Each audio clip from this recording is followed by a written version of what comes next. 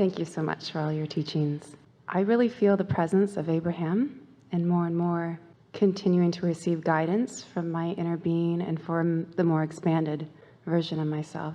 And I feel so joyful, and I just want to magnify it as much as possible.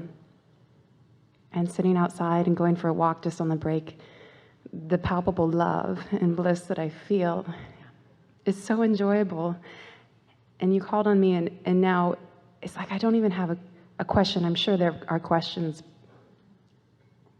but do we even need to speak? Or could we just experience the transmission without even... But there is so much that is conveyed emotionally, and much of the world is not speaking. There is so much that does not require language. Language is only of great value for bringing more minds together upon one topic. In other words, it makes for a good collective focus, but it actually distracts from the conversation between you and your inner being. There are so many words that are being offered. This is a time in your global human evolution where you are at a tipping point, where you are engaging in so many words with so many that you are creating a desire for more individual alignment.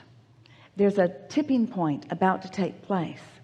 In other words, as we're looking at you as a mass consciousness on your planet, your desire to communicate with one another has always been strong, and it has almost always come from a place of individual feeling of not enoughness.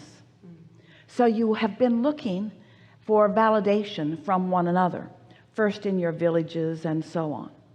Now you have reached this place where you have the ability to be aware of so much of what everyone else is thinking and doing every moment, that you are sort of cluttering your airwaves, not your internet airwaves. We mean your own internal vibrational airwaves, because as meditation is to alignment, Facebook is to not alignment. In other words, it's like the opposite of that quieted mind. And so what's happening with the sort of tipping of the balance, or the contrast that you're living, is that now more are asking for that. Solitude isn't the right word. Solitude, humans translate as loneliness. We don't mean solitude, we mean oneness. We mean alignment. We mean being in the vibrational attitude of that broader perspective, so that you hold then the attitude of that broader perspective. And when you find that place, you find yourself in a happily very comfortable wordless place, because the words fall far short. It's sort of like the difference between seeing a picture that someone has painted and asking someone to describe it to you. It's sort of the difference between watching a movie or listening to the soundtrack of the movie. In other words, there is so much more that life can show you, and we're not trying to talk you out of your words, but your question is asking it as a representation of what so much of the world is reaching for, which is alignment. That's what you're seeking. So you've been looking for alignment through validation from others. Am I pretty? Do you like the way I look? Do you like the way I'm dressed? Do you like the way I'm living? Do you like the car I'm driving? Do I fit in this way and in this way and in this way? And humans want to call that a sort of superficial approach to life, and yet almost everyone is getting most of their feeling about themselves as it is being translated back from someone else. And so it's a distorted point of view that you're getting back. It's a distorted feedback that you're getting back. Where now what you're hungering for, what you're yearning for, and we are blessing the internet and Facebook and all of your interaction for this desire that is being so powerfully born within so many of you. You're hungering for your alignment with source. You are hungering for that broader perspective, and you are not just hungering for it, you're finding it. And so that's why a feeling of alignment, of attunement, a feeling of love, a feeling of well-being, it's that stability that you're reaching for. And then once you find that and then you move out, then you can begin conveying what you're feeling. We're not trying to talk you out of words. We are an example of someone who is standing before you, knowing you, loving you, knowing you completely, loving you completely. But it would be a far lesser experience if Esther was just standing here allowing us to look at you, because some of you are in the receptive mode where you could hear what we mean. And certainly if we spent time together, you would feel the love that we feel for you. But isn't it nice that in this alignment, Esther is able to find words that also convey that? And so that's what you're reaching for. You're reaching for alignment first, and then everything else that you want will follow that. I would love to talk about music a little bit. I'm a musician, and I created this consciously 4 or 5 years ago with Abraham techniques, and really meditating with Abraham and meditating every day and dreaming up what it would feel like to be performing. And I've written several songs since then, and I had probably the biggest gig I've ever had last night, and I've only played probably 4 or 5 gigs all year, something around that. And I've been thinking about how to get to the next potential with my voice. I had a dream last night where I actually experienced God and my interpretation of what God was in the dream come through me, and I could feel it in my throat, in my voice. And I notice I'm sitting back there and I can feel all this tingling in my voice, and I'm passionate about what's possible, what's the next level of potential for me singing and clearly communicating with people and being a divine channel. And here's the thing that you want to know for sure, that if what you're living can produce within you a desire for something, in other words, as you're saying what's next for my voice, that's different than saying this I seek for my voice.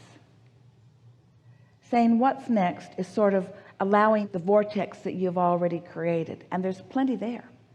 But saying I know what's in my vortex, and right now I'm asking for this and this and this, that's when the specifics of that begin to bring to you right here right now the sensation of source actually working on your vocal cords, actually relaxing them. That's all that's happening, relaxing them to allow you to allow them to express in the way your mind is already identified as possible.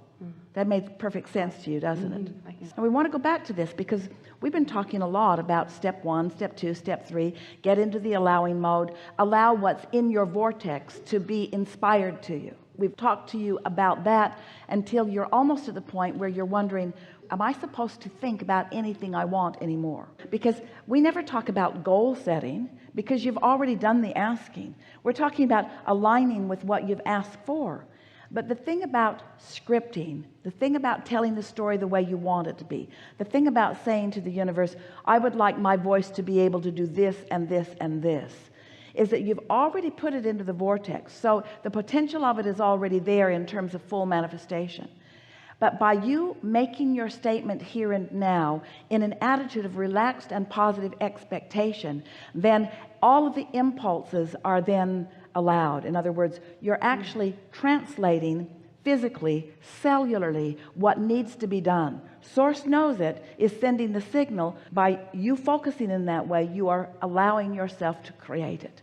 This is when creation really begins to get fun, because there's been a sort of argument that you've been fighting with yourselves about that goes, well, Abraham, am I the creator of my own reality, or is my inner being the creator of my own reality, and I'm supposed to just sort of chill out and follow the signals and the signs?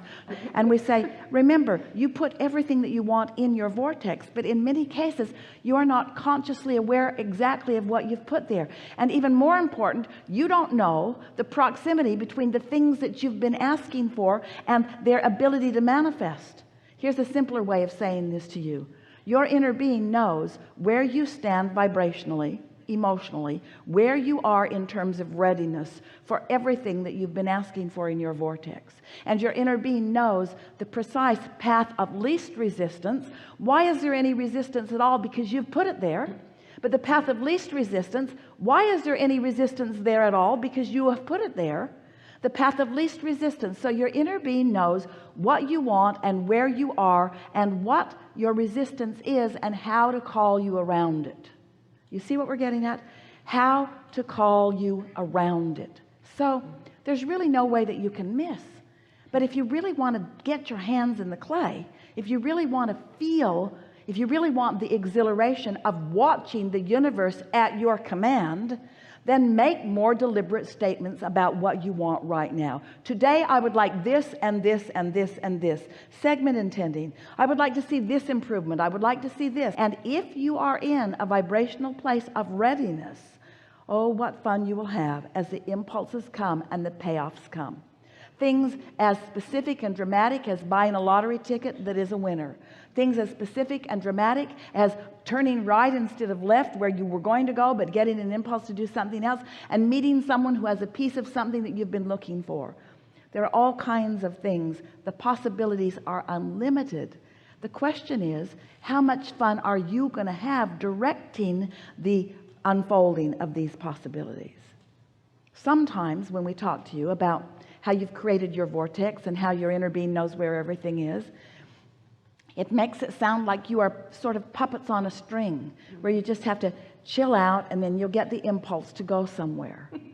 But when you are understanding that you get to continue to make your statements of desire, and that the universe has the ability to deliver the answers and the goods moment by moment, that's what we were describing earlier. That's how life is supposed to feel to you. You're powerful creators, and it is only fun when you are powerfully creating. Limpness was before. Empowerment is now. Lackadaisical was before. Deliberateness is now. Action was before. Utilizing the energy that creates worlds is now. Coming into the fullness of who you are, not just fulfilling your reason for being as it was understood by you or intended by you when you were first born, but understanding what life has shown you that you want, and trusting that the universe has the ability to deliver to you those details that you have personally, purposefully carved out for yourself. You get to live in the kind of house you think you want to live in. You do. You get to drive what you want to drive. You get to have the relationships that you want to have. You get to have it all. You get to choose it, and choosing it is most of it. That's the thing that we really want you to hear. Sifting through the today contrast is the new choosing of it. You see, there's enough in your vortex to keep you busy for 20 or 30 lifetimes. But what you're putting in there now, the things that you're choosing now, they have the potential of yielding to you sooner. Now hear this. We've not said this to you before. You're going to like this. So you've been kicking around for a long time. Yes, yes, yes. And you've been sifting through the data, and you have put lots of things in your vortex, and you have established a relationship with those things that you have put in your vortex. You have an expectation about them. Are you following us? They've been there and they haven't manifested. They've been there and they haven't manifested. And they've been there and they haven't manifested. But the things you decide today that you put there, you don't have those patterns of resistance all built up around those. Those can manifest for you quickly. So the more things that you say today that you want, the more things that you say, hey, I never thought about this before, but wouldn't this be fun? Wouldn't this be nice? Because you don't have this big boatload of resistance that you've been dragging around about it, it will show up today or tomorrow, and it'll make you feel way powerful. So that's sort of what we're feeling from you, a desire to make more deliberate statements about what you now want from where you are, in this attitude or trust that it's going to come about, and it's going to come about quickly. And then if you want to, usually you don't, you can go back and clean up by bringing all those things that you've been dragging around as unfulfilled desires for a while. But you know what we've noticed about your unfulfilled desires? Most of them aren't worth fulfilling. Because if you really cared about them, you'd have kept them active. And if you really cared about them, you'd have lined up with them. If you really cared about them, that it happened.